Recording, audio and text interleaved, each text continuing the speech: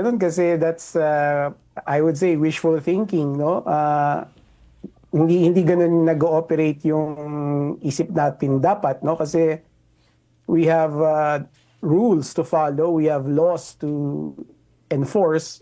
Ang sitwasyon dito, merong krimen na nangyari, na imbestigahan, at nasampahan na ng asunto, dapat tuloy-tuloy ito. Pero ang kailangan natin tandaan is dapat bantayan natin yung proseso kasi ayaw natin magugulat na lang tayo bandang huli na acquitted na, tapos ang dahilan is failure to present sufficient evidence. Yun ang ayaw natin mangyari, which maraming beses na nangyari sa nakaraan. So it's not about dapat ba sila mag-resign o magbabago ba tayo.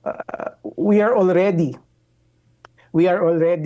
in the process of criminal prosecution. Kaya nga maaresto si Zaldico, right? Kasi nag-issue ng arrest warrant yung Sandigan Bayan. So ang focus dapat natin, lalong-lalo na kayo sa media, is bantayan yung ginagawa ng ombudsman at yung proceedings na nangyayari ngayon sa Sandigan Bayan. Kung pwede, meron kayong dedicated na team, no?